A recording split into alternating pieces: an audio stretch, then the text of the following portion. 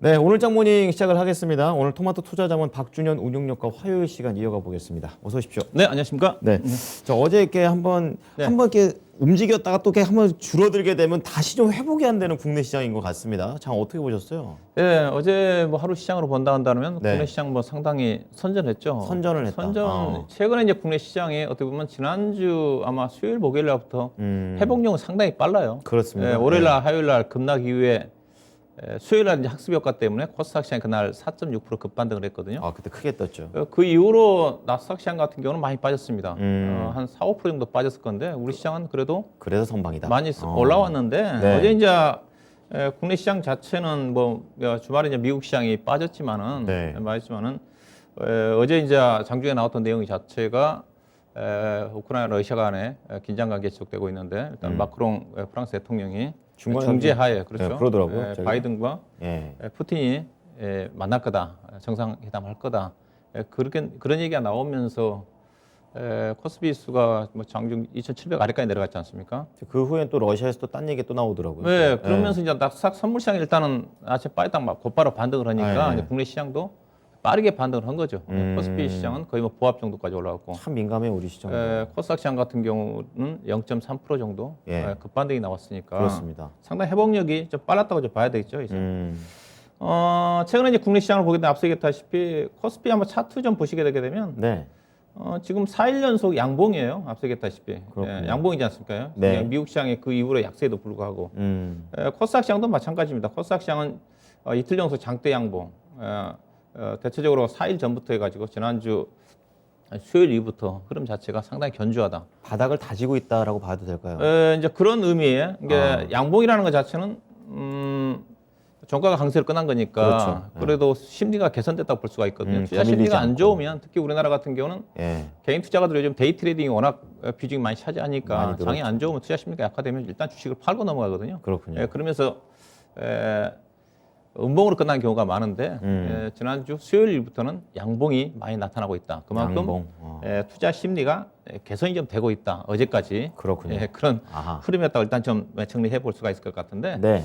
근데 이제 그럼에도 불구하고 거래대금 자체가 정말 부진합니다. 이게 개인들이 안 들어와서 그런 거예요? 그럼 이게 투자 심리가 약간 개선되고 있지만은 대체적으로 관망을 하고 있다고 좀 봐야 되겠죠. 그렇군요. 어제 이제 보면 기다리고 있다. 코스피 거래대금이 8조 원 아래로 떨어졌거든요. 8조 원 아래로 보니까 코로나 이후에 4월달, 5월달 이후에 가장 2020년도죠. 최저죠. 그다음에 이제 코스닥 시장 같은 경우는 어제 거래대금이 5조 8천억밖에 안 됐어요. 코스피와 코스닥 시장 합하면 13조 원 정도밖에 안 되는 수준이니까. 간신히 10조 원 넘겼네. 그렇죠. 과거에 외부 시장에 거래대금이 많을 때 하루에 막 40조 원 가까이 거래됐거든요. 거의 4분의 1 토막이. 거래량이 거의 없었다. 한산했다. 그 부분 자체로 결국은 수급 주체가 없기 때문에 일부 이제 개인 투자가들 중심으로 해서 단기매만 진행되고 있는 쪽인데 최근에 이제 거래대금 감소 부분 자체는 LG엔솔이 지금 거래대금이 쑥 들어갔습니다. 그렇군요. 2천억 아래 떨어졌어요. LG엔솔 상장 전후 한 일주일 이후 같은 경우는 LG엔솔이 1조 원 이상 거래되면서 그게 이제 거래대금을 많이 악화시켰고 수급에 거쳐 블랙홀 역할을 했던 건데 지금 LG엔솔 같은 게 전일 같은 게 아마 거래대금 순위로 따지면 10매디까지 내려갔습니다. 그렇군요. 그러다 보니까 전체 거래대금도 많이 줄어든 게 잠깐 반짝하고 이제 다 빠졌네요. 봐야 될 것 같고요. 다만 시장의 수급적으로 긍정적인 부분 자체는 어제 이제 현물 시장에서는 코스피라든 코스닥 시장의 기관이나 외국 투자가들이 필요한 변동이 없었는데 요즘 외국 투자가들이 그래도 선물 시장에서는 꾸준히 삽니다. 그럼 방향을 좀 위로 본다는 거 아니에요? 외국 투자가들은 선물 매도 3월물 기준으로 해가지고 누적 매도가 5조 4천억까지 갔는데 지금 3조 원대까지 내려왔습니다. 그렇군요. 2조 4천억 정도를 2월 초부터 꾸준하게 매수를 하고 있다는 거죠. 저희도 3,200억 정도 매수를 하고 있으니까 일단은 시장이 반전하기 위해서는 외국인 선물 누적 포지션이 청산이 좀 돼야 되는 거니까 상당 부분 많이 청산이 좀 되고 있다. 외국인 투자가들도 약간 심리 자체는 많이 더 이상 빠지지 않을 거라는 것 때문에 선물 매도 부분 자체가 걷어들이고 있으니까 그런 생각을 하고 있는 거군요. 그런 또 부분이랑 좀 봐야 될 것 같고요. 그리고 이제 어제 원달러 환율을 좀 봐야 되는데 어제 환율이 변동성이 그렇죠. 진영적 리스크 때문에 장 초반에는 지수 하락과 함께 어제 200원 근처까지 상승했다가 정상회담 얘기 나오면서 다시 환율이 1,192원까지 좀 떨어졌거든요. 최근 환율 보시게 되게 되면 네. 등락 구간입니다. 전체적으로 1,190원대에서 1,200원 사이에 등락 그런 것 구간인데 같더라고요. 환율도 좀 하락, 오늘 다시 이제 환율이 좀 상승 좀 하겠지만은 최근에 그런데 지정학적 리스크에도 불구하고 달러 인덱스 자체는 대체로 큰 변동이 없거든요. 지금 96 레벨 수준에서. 그러면은 이 환율이 변동이 없다라는 거는 이런 우크라이나 사태에 대해서 크게 신경 안 쓴다는 얘기예요. 등락 구간이니까 환율도 등락이고 구간이니까. 달러 인덱스도 96 사이에서 왔다 갔다 하고 있는 쪽이니까 네. 이제 그 분기점이죠. 어떻게 보면 여기서 이제 안정을 찾으면 네, 불확실 해소가 네. 되면 환율이 달러가 좀 하락을 하면서 원달러도 그 얘기군요. 원달러도 1,190원 아래로 내려갈 거고 현재와 같은 지정학 리스크가 전개된다 한다면 계속 네. 이슈에 따라 가지고 예. 달러 인덱스 같은 경우도 96에서 올라섰다가 다시 내려가고 그리고 원달러 환율도 1,190원에서 1,200원 사이에 그런 등락의 흐름이라고 좀 봐야 될 것 같고요. 그렇군요. 어제 코스피 시장의 업종으로서는 기계 업종이 업종 상승률이 가장 높았고요. 네. 두산중공업이라든가 LIG, 넥스원 두 종목이 지수 영향을 많이 미쳤던 것 같고 그다음에 건설주 쪽에서는 실적 호전인 DLENC라든가 대림. 관련 종목들 상승된 건설주. 예. 그다음에 어제 뭐 제약 코스피 쪽에서는 제약 업종이 상승을 했고요. 반면에 이제 은행이라든가 보험업종, 금융업종이 좀 상대적으로 많이 부진했다. 의료업종이라든가 그다음에 전기전자 업종 자체가 좀 부진했다 봐야 될 것 같고 코스닥시장 같은 경우는 엔터라든가 카지노 관련 종목들, 이런 뭐 리오폰 관련 종목들이 지금 빠르게 순환매가 진행이 되고 있습니다. 그렇더라고요. 예, 뭐 가장 먼저 움직였던 자체가 항공주, 예. 그다음에 여행주, 예. 그다음에 최근 들어서 화장품 관련 종목들은 꾸준하게 움직임이 전개되고 있는 쪽에는 어제 돋보였던 것 자체는 엔터라든가 파라다이스 중심한 카지노 관련 종목들이 상승이 늘었다 봐야 될 것 같고요. 따라다니면 안 되겠죠.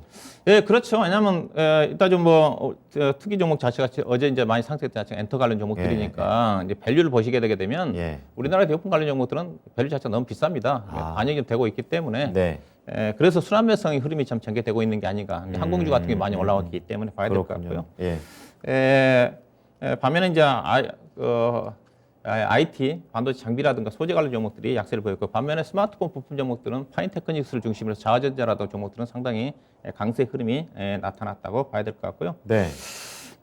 어제 이제 특히 이제 눈에 띄는 것 자체는 이제 리오폰 관련 종목 중에서 엔터 관련 종목들이거든요. 엔터 관련 종목인데 엔터 관련 종목들 최근 전일 주가 상승과 2월달 주가 상승, 그다음에 이제 올해와 작년도 실적과 올해 예상되는 실적 밸류를 제가 표를 좀 준비를 했는데요. 네. 비싸네요. 예, 어제 이제 가장 많이 뜬 게 네. Y젠터가 7% 올랐고, 그다음에 JYP가 7.3%, 그다음 하이브라든가 SM이 5%대 가까이 상승했는데, 네. 2월 한 달로 본다면 많이 떴습니다. 평균 16%에서 거의 20% 정도 전후 올랐지 않습니까? 가장 많이 올린 게 YG엔터 관련 종목들인데, 밸류를 보게 되면 이제 작년도 실적 자체는 대체적으로 좀 부진하지만 올해 실적을 봐야 되는 거니까 올해 전반적으로 지금 리오픈에 대한 기대감 때문에 실적 전망치가 상당히 높습니다. 콘서트 막 예, 그런 거요. 그렇죠. 아직 관련된 기업들은 아직 실적을 먼저 볼까요? 아직 다음 표를 좀 보시게 되게 되면 아직 실적 발표를 엔터 관련 종목들 하나도 안 했습니다. 근데 오늘 이제 하이브가 오늘 실적 발표를 좀 할 것 같아요. 어때요? 예. 근데 대체적으로 엔터 관련 종목들은 추정 실적으로 따지면 가이던스 대비해서 무난하게 예상치에 부합하는 실적들이 아마 대체적으로 나올 것 같습니다. 그럼 코로나 상황에서 선방했다고 봐야 되는 거예요? 네, 그렇죠. 선방했다고 볼 수가 그런 있을 것 같아요. 거군요. 그래서 엔터 리오픈 관련 종목들을 좀 본다 한다면 그래도 실적이 상대적 선방했던 것 자체가 선방한 것 자체가 엔터 관련 종목이 좀 되지 않겠는가. 그렇군요. 실적으로 따지면. 네. 그렇게 좀 봐야 될 것 같고 항공주들은 다 어닝 쇼크. 그렇군요. 그다음에 화장품 관련 종목들은 약간 실적 하에 그런 어떤 부분. 여행주도 여전히 실적 쇼크. 그런 부분 좀 봐야 될 것 같은데 다시 이제 밸류를 보시게 되게 되면 하이브가 지금 PR이 지금 올해 예상 실적 기준에서 지금 45배거든요. 예, 45배. 하이브가 이제 기준이니까 예. 하이브는 제가 보기엔 50배 정도까지는 볼 수가 있다고 좀 봐요. 그럼 그게 적정하다고 보시는 거예요? 그 정도. 그 정도 정도를 좀 봐야 될 것 지금 같고. 높은 게 아니네요, 그러면. 예, 그래서 다른 JYP라든가 SM 같은 경우는 30배 정도 저는 현재 시장 여건을 감안하면 과거는 40배 정도까지 넘어간 적이 있었는데 네네. 이게 그렇게 본다 한다면 거의 밸류로 따지면 실적 부분 자체가 올해 예상되는 실적이니까 상당히 많이 반영이 좀 되고 있는 게 아닌가. 그럼 밸류적으로 굉장히 저평가되어 있으니까 저평가 매력으로는 볼 수 없네요. 예, 일단은 또, 예, 그렇죠. 네. 그게 대체적으로 대부분 다 리오펀 관련 종목들 다 그렇습니다. 항공주 그렇군요. 같은 경우는 일부 종목들은 자본 잠식 장세에서 예. 자본 확충을 해서 자본 잠식에서는 벗어나고 있지만은 최근에 2년 동안 워낙 적자 폭이 크기 때문에 그 적자를 만회하는데 2년, 3년 이상 걸리거든요. 상처가 근데 깊군요. 주가는 그때보다 훨씬 많이 올라왔다는 거죠. 코로나 이전보다. 반영이 여행비 돼서. 관련 종목들도 마찬가지고요. 예, 예. 여행 관련도 거의 자본 몇십 년 동안 벌어놨던 것 자체를 2년, 3년 만에 다 털어 먹은 상태에서 자본 확충을 현상이기 때문에 그렇군요. 그럼에도 불구하고 주가가 코로나 이전보다 떨어져 있으면 괜찮은 건데 코로나 이전보다 주가는 여행주 같은 경우는 100% 이상 올라간 종목도 있거든요. 다 끌어다 쓴 거군요. 예, 그러면. 그래서 예. 일단은 본다한다면 렌터 관련 종목들은 추가적인 상승 여력이 있을 것 같고요. 리오펀 관련 종목들은 계속적으로 부각 관심 전개될 수 있는 이유 자체는 일단은 현재 시장 자체가 주도주가 없습니다. 현재 지정학적 리스크가 부각 해소가 좀 돼야지 네. 대형주 중심으로 외국인 수급이 좀 개선이 좀 되면서 지수 상승이 나올 때 그때 이제 관심 자체가 쏠리기 때문에 그렇지만 현재 주도주가 없는 상태에서는 리오펀 관련 또 종목들이 계속적으로 시장에서 주목을 좀 받지 않겠는가. 특히 이제 오늘 같은 경우는 영국의 자가격리라든가 무료 검사 중단이 좀 되면서 가장 먼저 모든 대놓고 방역 규정을 리오프닝 했어요. 그렇죠 폐지한다고 그렇지 않습니까? 예, 예. 예, 그런 또 기대감 때문에 상대적 부각이 좀 될 것 같은데 추격 밸류로 본다 한다면 추격비에서 실이익 자체는 크지 않지 않겠는가. 엔터 관련 종목들 본다 한다 하더라도 네. 그렇게 좀 보시면 될 것 같고요. 예. 기타 종목들 어제 특징이 나왔던 종목들 좀 보시게 되게 되면 앞서 그 건설 중에 대림 ENC는 이제 실적이 워낙 좋았던 부분이기 때문에 꾸준하게 지금 상승 움직임이 전개되고 있는 것 같고요. 그렇군요. 그다음에 요즘 또 강세를 보고 있는 게 화학주 섹터 중에 OCI 주가인데 어제 3.2% 정도 상승했거든요. 꾸준하게 최근에 저점에서 한 10% 가까이 올라오고 있는 주식인데 네. 최근에 이제 폴리실리콘 가격이 여전히 강세입니다. 킬로그램당 34불 정도 좀 떨어지질 수준이니까. 않더라고요. 예, 강세예요. 게다가 예사가 최근에 이제 캐파 증서 이러한 또 자신감 때문에 현재 캐파 대비해서 2배 정도 생산 캐파를 늘리겠다. 네, 공격적인 네. 투자 얘기가 좀 나오면서 시장에서 긍정적으로 반영이 좀 된 것 같고요. 여전히 제가 보기에는 OCI 주가 저도 한번 언급해 드렸던 주식이기도 한데 충분히 이제 좀 더 우상향하지 않겠는가. 하나 솔루션도 같이 좋게 보세요. 하나 솔루션은 이번 실적 자체가 사분 실적 자체가 거의 쇼크 수준입니다. 아, 그렇군요. 이게 하나 솔루션은 이렇게 다르군요. 보셔야 되겠죠. 우리 폴리실리콘 가격이 상승을 하게 되면 모듈 만드는 기업이기 때문에 피해 줍니다. 아하. 오히려 폴리실리콘 가격이 안정을 찾아야 되는 건데. 세부적으로 다르군요. 그렇죠. 예. 그래서 아직까지는 하나 솔루션 자체는 태양광 회사지만은 OCI 가 기초 화학 분야에서 이익의 기여도가 크기 때문에 화학 쪽에 대한 실적 부분 자체가 영향을 미치는 거고 OCI 같은 경우는 네네. 순수한 폴리실리콘 회사이기 때문에 폴리실리콘 가격 자체가 이 회사 실적을 결정을 하는데 현재 폴리실리콘 가격 자체가 비싸니까. 거의 신고가 근처이기 네, 때문에 네. 당초 예상보다 가격이 상당히 강세거든요. 그런 또 측면에서 작년보다 올해 실적 전망치가 좀 높거든요. 그런 또 측면에서 주가가 많이 빠졌기 때문에 우상향하지 않겠나 봐야 될 것 같고요. 나눠서 보셔야겠네요. 예. 그다음에 이제 관심 있게 봐야 되는 것 자체가 철강 중에서 대한제강입니다. 어제 셌어요. 예, 어제 이제 주가가 급등이 나왔고 차트를 보시게 되게 되면 주가가 저점에서 14,000원대에서 21,000원이니까 많이 올라왔는데 다른 철강주에 비해서 독보적으로 올라간 이유 자체가 예. 그래서 작년 12월 달에 자사주 300억 정도인가 1월 달에 공시를 했는데 또 어제 자사주 끝나자마자 네. 또 추가적으로 350억 공시를 했습니다. 상당히 규모가 큽니다. 그렇군요. 이게 1월 달부터 현재까지 650억 정도 자사주 매수를 하니까 예사 시가총액이 지금 5천억 정도밖에 안 되거든요. 근데 규모가 크게. 네, 근데 어제 또 추가적으로 장 끝나자마자 자사주 신탁 계약을 통해 350억 산다는 것 자체는 전체 지금 자사주 규모 자체가 시가총액이 10% 넘는 수준이니까 자신 있다는 소린가요? 그렇죠. 실적 자체도 주가 자체도 여전히 주가 많이 떴지만 PER 기준에서 3배 미만입니다. 근거가 있군요. 그래서 충분히 대한제강은 더 상승하지 않겠는가.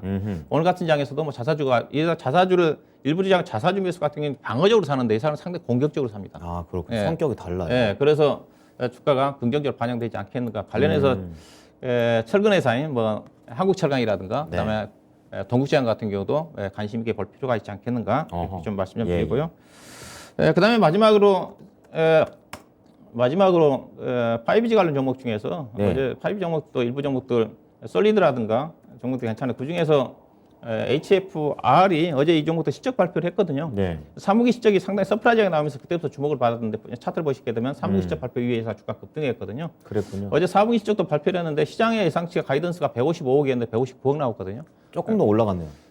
아주 서프라이즈가 아닌데 워낙 약간 통신 상승. 다른 KMW라든가 예. HF 다른 어떤 5G 가산 네트워크사 관련들. 종목도 실적이 다 부진하거든요. 그럼에도 불구하고 이 종목이 영업이익이 거의 160억대 가까이 나왔다는 측면. 그래서 5G 관련 종목 중에서 여전히 주가가 상대적으로 싸 보인 게 아닌가. 그래서 다른 종목들은 지금 KMW 중심으로 지금 바닥권이거든요. 예. 이런 종목들보다는 실적이 상대적으로 괜찮은 HFR을 관심 있게 볼 필요가 있지 않겠는가? 단기적으로요? 예, 아, 단기적인 아니라 실적이 좋게 나왔기 때문에 예. 5G 쪽에 관심을 가지고 계신 분들, 저는 뭐 5G 쪽에 아직 관심을 두지 않고 있는 쪽인데, 그러시잖아요. 예. 그런 분들은 실적이 좋은 종목 HFR, 그다음에 솔리드는 실적이 좋게 나왔지만은 향후 밸류 자체가 상당히 높습니다. 그렇군요. 그렇기 때문에 HFR이 가장 관심 있게 볼 만한 주식이 되지 않겠는가? 그렇게 좀 말씀 좀 드리도록 하겠습니다. 네.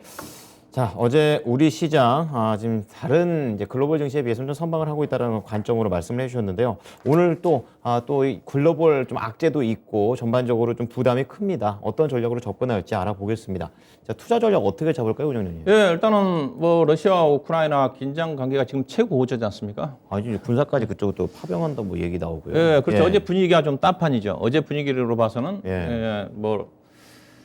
정상들이 러시아와 푸틴 대통령과 바이든이 만난다고 그러니까 제가 하루 만에 이렇게 그렇죠. 돼요. 만난다 그러니까 만나기 전까지는 전쟁이 안 일어날 거다. 이제 그런 또 안도감이 그렇죠. 있었던 예. 건데 네. 곧바로 아침에 나온 내용으로 봐서는 지금 우크라이나 내에 이제 친러 반군들이 점령했던 지역이 있지 않습니까? 그렇죠. 돈바스 지역인데 예. 거기에 두 군데 쪽에서 이제 독립을 선언을 하면서 거기에 인정해달라고 러시아한테 그렇죠. 얘기한 거잖아요. 러시아가 바로 이제 푸틴 대통령이 거기 진입 명령을 내렸지 않습니까? 거기 네. 들어간 거잖아요, 지금에서요. 이게 향후의 관건 자체는 이제 거기 진입함에 따라 가지고 이제 그럼 러시아 땅 된 거예요? 그렇죠. 러시아가 진입을 했기 때문에 거기에서 러시아 정부, 우크라이나 정부군이 뭐 반격을 한다든가 그러면 전쟁이 확대가 될 수 있는 그런 부분들이 있는 거고요. 러시아 쪽에서 막아주기 위해서 군대 보내는 그런 개념이겠네요. 일단은 명목상은 자기들 편이니까 그렇죠. 평화 유지군 형태로서 들어간 거지 않습니까? 평화 유지군. 근데 우크라이나 쪽에서 반격을 한다든가 그러면 이제 예. 확대가 될 수가 있는 거고 반격을 안 하게 되게 되면 그냥 묵인하면서 현재 지금 바로 이제 곧바로 바이든 대통령 경제 제재에 들어간다는 쪽 발표를 했지 않습니까? 그렇습니다. 이게 생각해 보면 2014년도에 이제 크림반도를 러시아가 강제 병합을 했습니다. 그때 똑같아요. 그때도 이런 그때도 식이었어요? 크림반도가 거의 우크라이나 땅이었지만은 러시아 친정부가들이 장악하고 있는 친러 지역이었거든요. 똑같네요. 거기에서 그냥 스무스하게 들어간 거죠. 그러면서 인정해달라. 러시아도 인정하고. 그러면서도 당시 오바마 대통령이 강제 진입함에 따라 가지고 뭐 경제 제재가 들어갔던 건데 그게 유명무실화 됐거든요. 결국은 그러면서 이게 그런 쪽으로 전개될 가능성도 있지 않겠는가? 이게 좀 추이를 좀 봐야 될 것 같습니다. 그렇군요. 이게 만약에 이제 우크라이나 정부중이 반격을 한다든가 그러면 전면적으로 확대될 가능성도 있는 거고 반격을 안 하게 되게 되면 거기 우크라이나 영토에 한 25% 정도 된다 그러니까 그걸 뺏기면서 그냥 인정을 하면서 러시아 같은 경우도 그러면서 이제 바이든 대통령과 만나면서 회담을 통해 가지고 우리는 여기까지만 진입을 할 거니까. 왜냐하면 거기는 친러 정부군들이 장악하고 있는 우리 땅이기 때문에 그렇죠. 자기들 평화 유지 목표에 들어가는데 더 이상 확대를 안 하겠다 한다면 과거에 이제 크림반도처럼 경제 제재로 해서 시간이 끌면서 유명무실화할 가능성도 있지 않겠나. 근데 저는 하여튼 이번 주 정도까지는 지켜볼 필요가 있지 않나 봐야 될 것 같고요. 일단은 뭐 예측이 쉽지 않은 부분인데 그쵸. 일단은 긴장 가격이 오늘 뭐 최고치에 달할 것 같고요. 그렇지만 이제 관건 자체는 어떻게 되느냐. 미 증시가 좀 일단 투자 심리에 어제도 이제 낙석 선물 시장이 중요할 건 현재 낙석 선물 지금이 2%대 빠지고 있지 않습니까? 가까이. 타격 받고 있는 거잖아요. 그래서 그럼 나스닥 선물 시장이 그럼 어떻게 전개되느냐? 일단은 나스닥 시장이 지금 차트를 보시게 되면 13,500이거든요. 지난번에 이제 그 1월 말 때 저점이 13,000이었습니다. 이게 종가상으로 13,200 정도가 좀 되는 건데 그 선에서 이제 지지가 좀 되느냐? 개인적으로 여기는 충분히 좀 지지가 좀 된다고 보고 있는 쪽이거든요. 그래서 여기만 이탈되지 않는다 한다면 국내 시장 자체도 다시 뭐 하향을 하겠지만은 직전 저점이 우리나라는 수급 이슈 때문에 2,600까지 아래까지 내려갔는데 거기까지는 갈 것 같지는 않고 2,600한 60, 70 정도라든가 그 선에서 하방이 좀 지지가 좀 되지 않겠는가 좀 봐야 될 것 같고 그 이유 자체는 국내 수급 자체가 그렇게 나쁘지가 않습니다. 앞서 얘기했다시피 최근에 뭐 국내 주식형 자금도 꾸준히 유입되고 있는 쪽이고 글로벌적으로 따진다 한다면 지난 주간 단위로 따지면 선진국 쪽에 자금이 약간 빠져나갔지만은 우리나라 관련된 신흥국 쪽에 자금은 계속 들어오고 있는 쪽이거든요. 내부적으로 분위기 있게 딱 좋은데 그렇죠. 계속 이렇게 날립니까? 그다음에 이제 국내 시장의 변동성 부분 자체는 특히 이제 코스닥 시장을 중시한 중소형 종목들의 변동성 자체는 신용 물량인데 지금 신용 물량이 최근에 급격히 떨어졌습니다. 그것도 부담을 많이 줄인 거잖아요. 그래서 20조 7천억까지 떨어졌거든요. 거의 작년 1월달 이전 수준까지 떨어졌기 때문에 급하게 팔 물량들은 없습니다. 지금 팔 사람들은 급한 사람들 전쟁이 있을 때 판 사람들은 지난주 변동성 나올 때 많이 판 것 같고요. 그래서 털었네요. 급한 물량들이 없다. 그래서 변동성은 하방이 좀 지지가 된다. 그렇게 좀 보고 싶고요. 그렇지만은 시장의 반전을 기대하기는 쉽지는 않죠. 이번 주 정도 좀 후반 정도 가야지 네. 러시아가 우크라이나 간의 정상들 간의 어떤 그 추가적인 회담과 관련된 부분 자체가 이슈화 좀 되지 않겠는가. 그래서 이번 주 후반까지는 좀 지켜볼 필요가 있지 않겠나 생각이 좀 되고요. 단기 변동성인데 하여튼 일희일비하지 말아야 될 것 같습니다. 주가가 올라간다고 따라서는 안 되고 다른 어떤 종목도 마찬가지고요. 팔 때 또 다 팔 수도 없고. 좀 이럴 때는 중장기적으로 시장 자체는 저는 개인적으로 현재 시장 자체는 좀 저점이라고 좀 봐요. 단기적으로. 그러세요? 3월 중순부터는 시장은 반전은 나온다. 그런 관점이기 3월 때문에 중순. 좀 길게 보신 분들은 길게라는 게 자체가 뭐 2개월, 3개월 이유가 아니라 한 달 이후를 본다 한다면 좀 지켜볼 필요가 있지 않겠나 생각이 좀 되고요. 관심은 일단은 시장의 반전은 결국 이제 중국의 올림픽이 동계올림픽이 끝났으니까 중국의 소비자 물가 지표 자체 안정을 찾고 있기 때문에 돈 좀 풀지 않을까요? 돈의 중국 경기 부양책에 대한 기대 쪽에 그래서 최근 들어서 화학이라든가 일부 철강 업종들이 상대적으로 중국 관련 경기 민감한 쪽이 강세를 보였던 거거든요. 그랬던 부분들을 좀 보셔야 되면 될 것 같고 시장이 안 좋을 때는 결국은 이슈와 종목 중심입니다. 그렇군요. 앞선 게 리오폰 관련 종목들이 상대적으로 부각할 수밖에 없는. 그렇지만 리오폰 관련 종목들은 따라서 가서는 안 되는 거고 선별적으로 순환매라든가 시적에 따른 밸류를 보고 접근할 필요가 있지 않겠나 봐야 될 것 난이도가 같고요. 어렵습니다. 관심은 뭐 철강, 화학, 뭐 해운 업종, 그다음에 원자재 가격은 지금 강세를 보이고 있기 때문에 원자재 관련 종목, IT 쪽에서는 제가 스마트폰 부품 관련 종목들이 유리해 보이고요. 그다음에 리오폰 관련해서는 의료라든가 앞서 얘기했던 엔터 일부 종목들 추가적인 상승률이 있어 보이고요. 의료기기 쪽에 관심을 가져볼 필요가 있지 않게 보고 있습니다. 네. 자, 업종으로 좀 많이 좀 줄여주셨는데 좀 더 자세하게 어떤 업종 보시는지 좀 여쭤보죠. 네, 일단은 지금 불안할 때는 결국은 밸류와 실적이라고 좀 보고 있는 쪽이거든요. 그게 가장 작년 4분기 실적이 지금 거의 다 이제 뭐 발표가 좀 되고 있는데 작년 4분기 실적, 작년 연간 실적을 따지면 밸류로 따지면 가장 저평가를 받고 있는 업종이 어떤 업종이냐면 운송업종입니다. 실적도 괜찮고. 그 중에서 오늘은 제가 해운 업종을 좀 가지고 나왔는데요. 싸다. 일단은 실적 자체가 현재 실적 해운 업종 다 실적이 발표가 됐습니다. HMM, 그다음에 페너션, 대한해운, 그다음에 SM 상선을 지배하고 있는 TK 케미칼 중심으로 실적이 다 예상 실적 상향 실적이 나왔다. 그래서 올해 작년 4분기 실적으로 따지면 실적이 가장 괜찮은 쪽이 업종으로 따지면 일부 은행 업종과 그다음에 해운 업종. 해운 업종이 가장 실적이 괜찮았다고 봐야 될 것 같고요. 은행보다 좋아. 그럼 향후 전망치는 어떠냐? 그럼 결국 운임 지수를 보면 알 수가 있을 것 같은데 컨테이너 업종 지수 차트를 보시게 되면 현재 지금 컨테이너 업종 지수가 4,960입니다. 이게 5,000대가 제일 높은 건데 그렇죠. 5,100인데 계속 지금 작년 4분기 때 강세예요. 작년 이맘때가 2,000포인트대였거든요. 그러니까 거의 뭐 2,000포인트는 지금 4,900이니까. 아직도 물류 대란이라는 소리죠. 네, 그렇죠. 물류 대란이고 컨테이너 박스가 부족하다 보니까 화물 적재 때문에 그런 영향도 있고요. 물동량 증가된 부분도 있다고 좀 봐야 될 것 같은데 일단 이거 운임 강세 때문에 올해 실적도 좋다는 거죠. 작년 실적 그래서 해운업종이 빠졌던 것 자체가 작년도 실적 피크아웃 때문에 빠졌는데 여전히 올해도 실적이 작년보다 증가해야 될 거란 전망인데 그다음에 해운업종의 주가가 어떤 종목들이 있느냐 좀 표를 좀 보시게 되게 되면 HMM이 대표적인 주식이죠. 그렇죠. 2월 한 달 동안 무려 37% 떴습니다. 이미 시세하면 터졌습니다. 그다음에 페노션 28% 떴고, 그다음에 대한해운 22% 떴고, 그다음에 TK 케미칼을 보셔야 되는데 이건 이제 화학 회사가 한진해운이라고 보시면 됩니다. 쉽게 얘기하면 한진해운의 미주 사업 부분을 인수를 해가지고 지분 29.6% 갖고 있는 회사인데, 그다음에 대한해운 지분도 약 직접적인 지분 11%와 그다음에 사모펀드를 통해서 포함해서 20%가 넘거든요. 그래서 제가 해운업종에 포함을 시켰는데 그러니까 이름은 케미칼이지만 화학이 아닙니다. 그렇죠?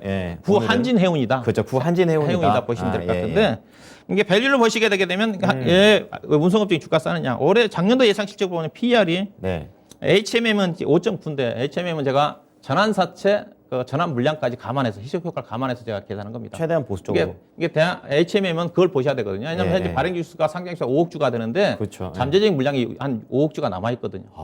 그래서 그걸 감안하면 PR이 작년도 실적 기준에서 5.9배 되는 수준이다. 작년도 영업이 5조 원인데 올해는 한 7조 원 정도 나올 거란 전망인데 단기 순이익으로. 그래서 뭐 대체적으로 PR이 TK 케미칼 같은 경우는 1.1배입니다. 싸네요. 그렇죠. 그런 어떤 흐름입니다. 그래서 업종 중에서 가장 싸다. 그런 어떤 부분이라고 봐야 될 것 같고 올해도 실적이 나쁘지가 않을 것 같다. 그런 어떤 전망점에서 관심은 다 관심인 것 같은데요. 눈에 띈 게 있죠. 앞쪽에 맨 아래쪽에 있는 TK 케미칼 잘 모르거든요. 이 종목을 좀 언급해 드리도록 하겠습니다. 조금만 더 자세하게 알려주세요. 네, 일단 이 회사는 본업 자체는 이제 화학 쪽입니다. 그렇죠. 페트병 관련 페트와 그다음에 폴리에스터, 그다음에 스판덱스, 효성이 이익이 많이 났던 효성 TNS가 스판덱스. 스판덱스가 요즘 호황이거든요. 그다음에 이제 우방건설을 지분 30 건설종 갖고 있는 게 13%인데 예. 이 회사 실적 자체 앞서 얘기했다시피 해운회사다. SM상선 지분 한진해운의 위주 로선을 인수를 했거든요. 그렇군요. 그게 한 비중 29.6%. 크네요. 그다음에 대한해운이 11.9%인데 또 우회적으로 예. 사모펀드를 통해서 지분 감안하면 20%가 넘다 보시면 될 것 같고요. 그다음에 하이플러스 쪽에 우량한 회사인데 네. 고속도로 체크하는 인프라에. 이익 많이 나는 회사입니다. 네. 우량한 자회사를 거느리고 있는데 결국 중요한 자체는 이제 해운원 쪽에 SM상선이 작년도 지금 단기 순이익이 1조 한 1,000억 정도 예상을 합니다. 네. 1조 1,000억. 근데 회사가 29.6%니까 지분법만 감안하면 거의 3,000억 정도를 그렇죠. 이익을 낸다고 보시면 돼요. 네네. 그래서 본업 자체도 좋고 시장업 그다음에 이제 SM상선이 작년 9월달에 IPO를 추진을 하려다가 해운업황이 조금 부진하고 또 HMM 주가 떨어지다 보니까 상대 주가가 고목까지 낮아지다 보니까 철회를 했어요. 네. 약간 그랬죠. 연기를 했대. 근데 아직은 다시 추진할 가능성이 큽니다. 이거 HMM 주가가 좀 올라오면 따라가지고. 그래요? 업황도 좀 좋아지고 있는 쪽이기 때문에. 간 보고 있군요. 그게 주가가 최근에 이제 상대적 부진한 이유 자체가 그런 IPO 연기권 때문입니다. 그렇군요. 그런 것 때문에 주가가 못 올랐다. 다 반영이 됐는데 실적 자체는 최대 이차. 이래서 실적 보시게 되게 되면 이게 지분부의 이익으로 봐야 되겠죠. 이게 올해 작년도 단기 순이익이 3,900억 정도. 올해는 지금 4,000억이 넘어갈 그런 전망이거든요. 그렇군요. PR이 한 배밖에 안 됩니다. 주가가 엄청 싸죠. 가격 전략은요? 가격 전략 짧게 말씀드리면 한번 오늘 주가 한 5,300원대 정도 좀 네. 마이너스권에 접근하시면 될 것 같고 목표 주가는 6,200원, 손절 가격은 짧게 4,950원을 잡아도록 하겠습니다. 네, 예전 대한해운입니다. TK케미칼 오늘 종목 잘 참고해 보시기 바랍니다. 오늘 말씀 감사합니다. 네, 고맙습니다. 네, 지금까지 토마토 투자자문 박준영 운용역과 함께한 오늘장 모닝이었습니다.